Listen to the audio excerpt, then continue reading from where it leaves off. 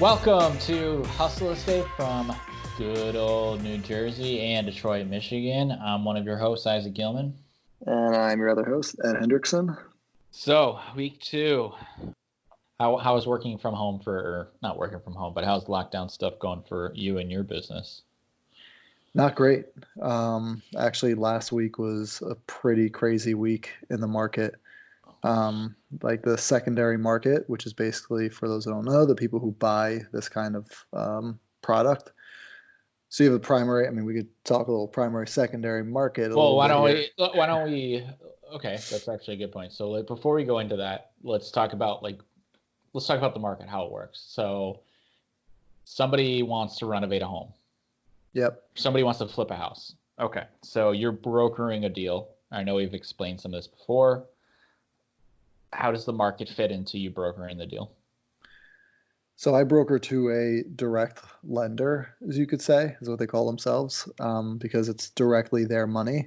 They are the primary market, so kind of the first line of defense, I guess you can say. And they're ultimately the ones providing the money up front, right? Correct. They're ultimately cutting the check, or they're doing the distribution, yep. Right?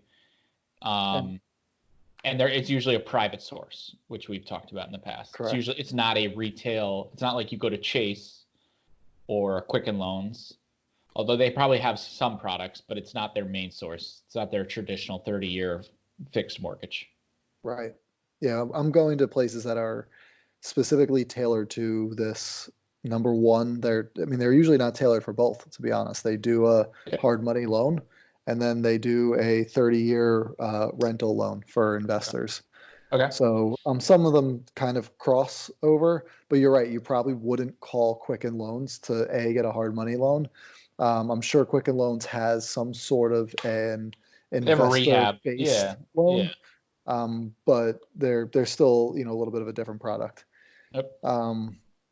So what happens is the original company that I work with and liaise with, they will use their capital, however that's raised, whether they're actually a company, private, individual, whatever the case is.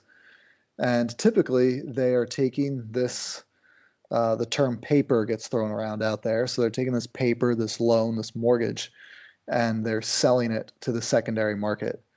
Now, the secondary market is hedge funds, REITs, larger JP Morgan, maybe Quicken Loans, right? Like it's a larger company who's willing to take these on. Insurance companies are buyers of this kind of stuff as well. And I guess, and I don't know all the details, but it's similar to a retail mortgage in the sense that, and we'll use Quicken as an example. Quicken is the one that prepares the loan, right? They originate the loan for you, and then they sell it usually to a secondary market that oftentimes is first to Fannie or Freddie, who then kind of bundle them together to private investors, essentially. Those are like hedge funds and, almost like if you, The Big Short kind of talks a lot about how this process kind of works. But anyway, all right. So your loan that gets originated by a hard money primary source, then they sell it to a secondary source called the secondary market, and that's probably bundled with other loans in their portfolio or other loans that other hard money places are originating. So now you're finding that there's some trouble there. So that market has stopped buying, basically. So they're probably saying that the risk is not worth it at this time, whether it's like we're not willing to spend money because we're losing money, or they have other stuff they need to figure out. Whatever the reason is, they're just not buying those loans. Yeah, nobody knows where the market's going to be in 6 months, so it's hard to make a bet now for that. So these lenders, these buyers of these loans, at the end of the day, they don't know what they're getting their hands on. Nobody knows really what they're getting their hands on, but they don't know, and they're uncomfortable, and they don't want to buy. And I think a lot of the people who are on the back end of that, for example, is investors, right? They're just, to make things simple, there's a hedge fund that has $10 million and there's $10 million investors in that hedge fund. One of those or 5 of those guys might have called that hedge fund and said, hey, listen, I'm going to want my money back. Right. So they can't get their money back tomorrow or today or a week from now. There's usually a lockup period with these things, which is just a period of time where you call and say, I want my money back. And they say, okay, you can have your money back in 6 months, because a lot of these things are illiquid. Right. Again, meaning not very sellable, not movable. So what they have to do is they need to bring another investor in, typically, to sub you in. So I want my million. They're going to need to go find another $1 million investor. They'll basically give you the new million coming in will go out. Net net, nothing changes. Obviously, in a worst case, scenario, you got to start now reselling this stuff for even less money. And I mean, obviously that happened in 08 and 09. And then people start to really lose their money. But we don't have to go too, like you said. I mean, honestly, I think it's actually a really good point. The Big Short is a very good movie to probably watch around this time. I mean, because who knows what's going to happen, but it might be a good indicator for terms, and a little bit of having a knowledge of what happened last time will probably help with what might happen Right. this time. I think the big difference is that the current situation we're in is not stemming from a housing crisis. But what is happening is that, and I know we talked about this last episode, is that it could turn into A housing crisis. it could turn into many crises There'll be many. There already, will, yeah, there'll be many. right? But like if people stop paying their mortgage because they all lose their job, you're going to have another housing problem. Yes. Yep. So that's actually it sucks. I will say that first and foremost, but we don't need to hang on to that for too much time. It's pretty amazing too, right? It's pretty amazing to see.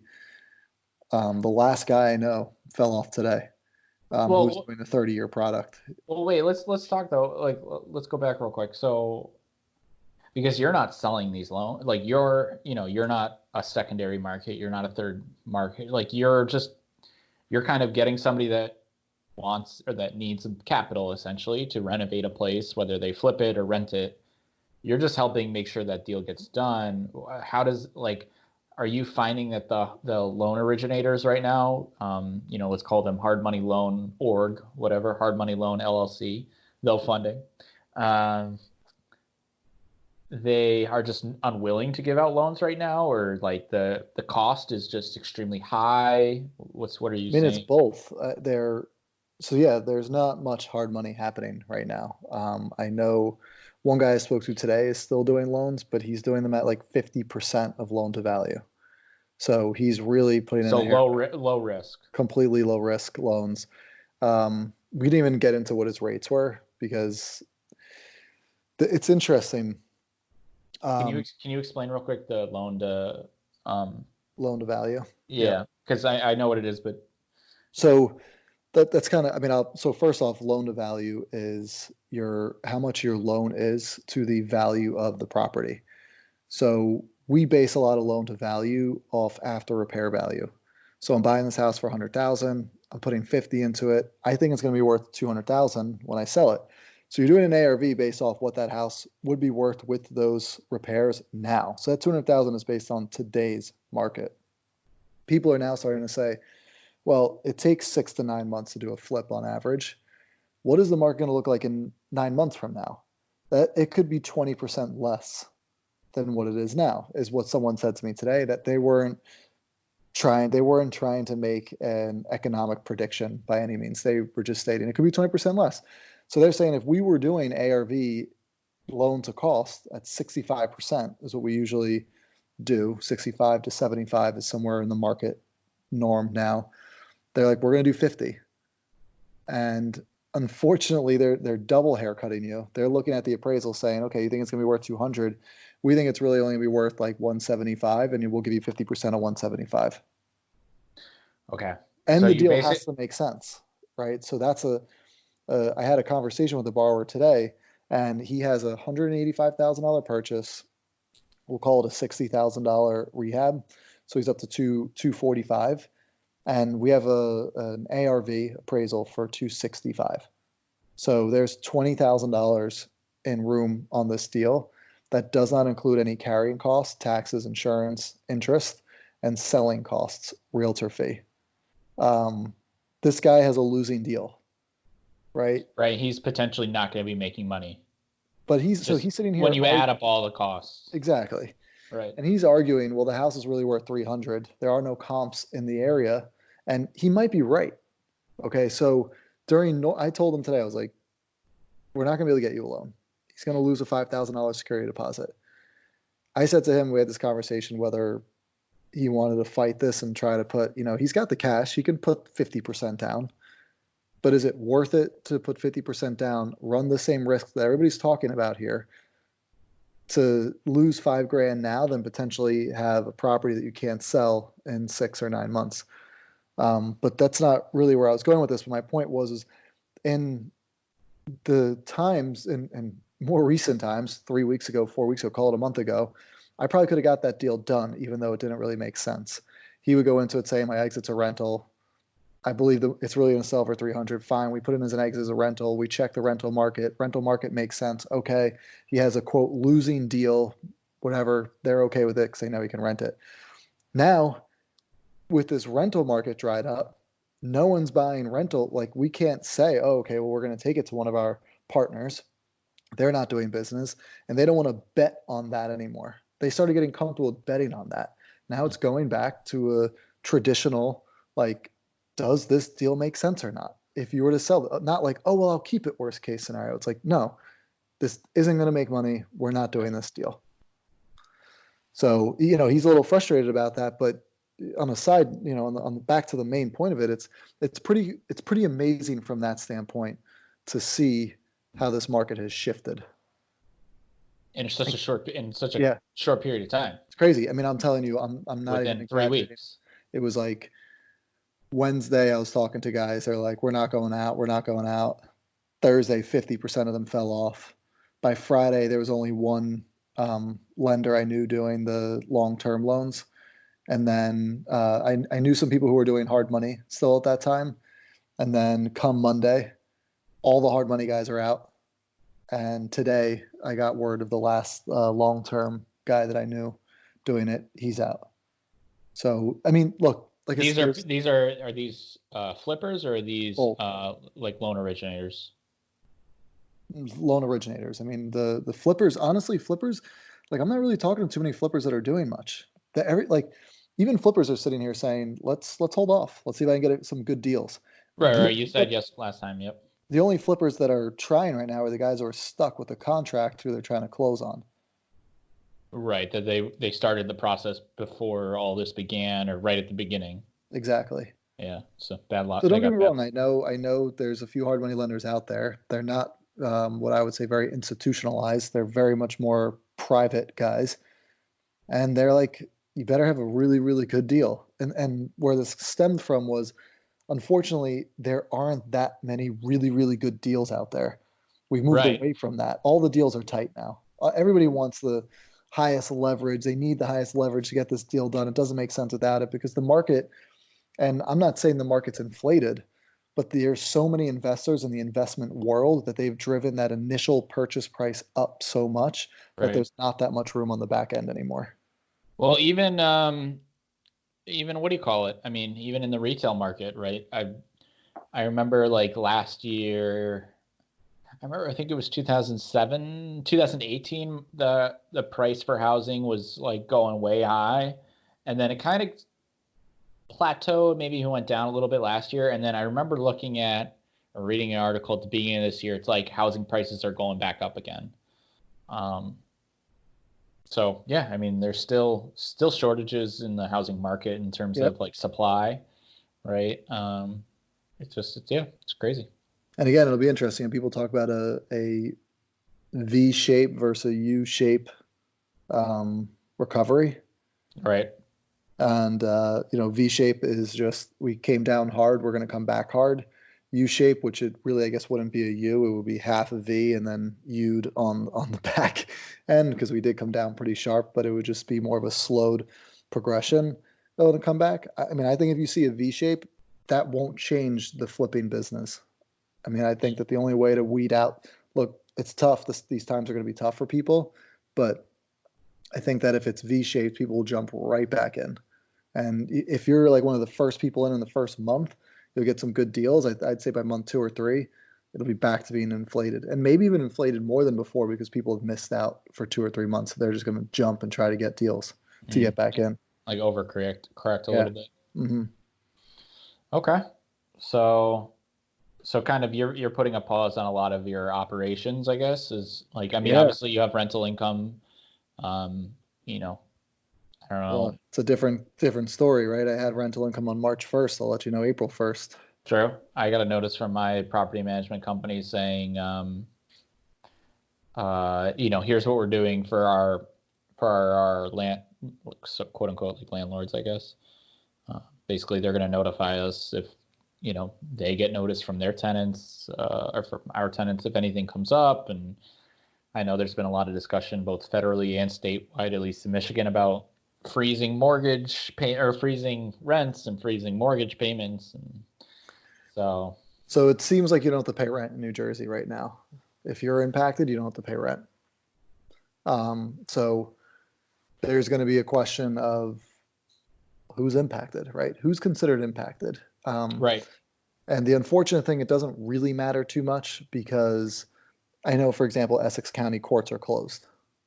Right. So you can't even evict, right? So we could have a conversation and say, listen, well, you're just not paying because you don't want to pay and courts are closed.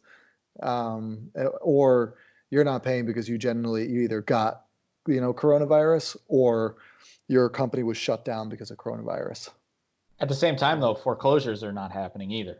They can't foreclose. Exactly. So, right. But, like, I mean, it's not a good situation no matter what, but at least it provides both sides kind of. I will say, I spoke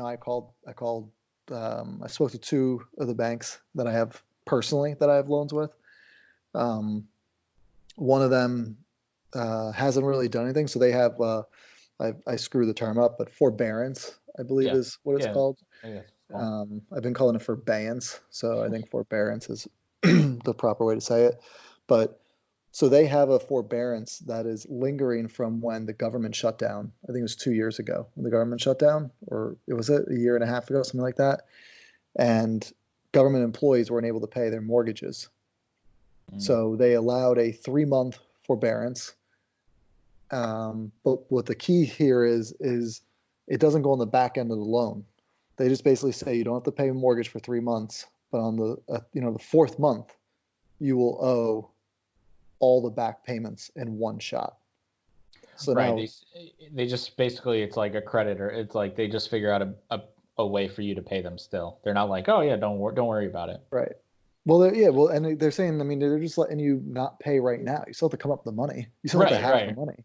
I know. No, that's what I mean. Is like, banks are not just going to be like, oh, don't worry about it, don't pay us. They're always going to get their or want their money. Yeah. Exactly. But I mean, there was talk on that. I mean, I've heard people say, well, maybe if you just add the 3 months to the back end of the loan, they're still going to get their money, but they're not getting their money now, which everybody wants their money now.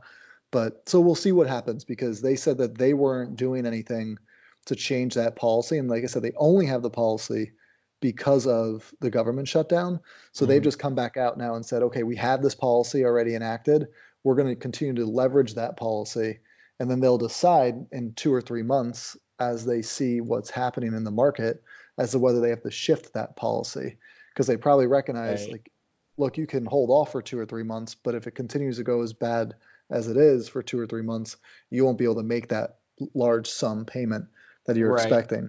So they probably have to change the rules, or maybe they don't, right? Who knows? But the guy was just telling me, like, look, this is what we have right now. Another bank said to me, it's really based off of who the investor is on your loan, meaning kind of to your story, as you were saying. So I have an FHA loan, and there's Fannie, Freddie, and Ginnie who will typically buy these. And I happen to have one that the investor is Ginnie. So it's going to come down to when I can't pay. If I can't pay, if that time comes, I have to call and make a specific, like, I'll specifically say, okay, hey, I'm calling because I can't pay. Then they'll reach out to Ginny, and everything's going to be on an individual basis. So they're not saying we're going to suspend payments for this period of time, or we're going to, like, it's just call and we're going to look at it on a person by person case. So, okay. We'll see what happens. I mean, I'm personally paying all my mortgages on April 1st, no matter what happens with my rents. And then we'll see what happens with the rents and spend the month of April trying to, call and talk to the banks if it needs to be talked with. But I will say for anybody who's listening and is kind of concerned about this as I am, to be honest, the one thing that I do know and I have learned from people who went through 08 and 09 is don't just not pay your bank and not say anything. Call them Right. immediately, At let least them let know them the know. situation you're in, because it seems to be that people who were somewhat successful through 08, 09, you can say, they worked with their bank. They called them and said, hey, listen, here's what's going on. I can't afford, maybe you have a $2,000 rental. I have a 3-family. You have a $2,000 mortgage payment. Everybody pays $1,000, let's say. So you need only 2 people to make the mortgage. But if one pays, obviously you can't make the mortgage. What they did back then was they took the $1,000. You were able to put it into an account. You showed them, hey, listen, I'm getting the $1,000. Take it directly yourself. I'm short 1,000, and they worked with them. And then when the market turned around, they just had this buildup, right? So they readjusted their loan, and they still have to pay that amount of money, but they didn't foreclose on them. They didn't take their house. Their Right. credit, I don't think their credit was really impacted if you actually worked with them. Maybe you have a modification on your credit, but at the end of the day, you take a modification, you're still in pretty much good standing. And I do know people who have gotten loans since then. If you had a modification, they were like, hey, what happened? You're like, hey, listen, I couldn't afford my mortgages during 08, 09, but I paid, and that's why I have a modification, not a foreclosure or, a sheriff's, whatever it is. They give you a lot more leeway with that. And there's always that paper trail too, right? To Yep. kind of explain your story. I mean, it's not like you have a billing statement or there are all these mortgage companies have statements, so you Right. can explain the modification wasn't just like random. So look, it's interesting times. You want to wrap it up? Sure. Well, thank you everybody for listening here today. We really appreciate it. As you know, you can check us out on Spotify, Google Podcasts, and iTunes. If you want to email us at hustleestate1@gmail.com. And on our social media platforms, we're on Twitter and Instagram @hustleestate. Thanks for listening, everybody. Thanks, everybody.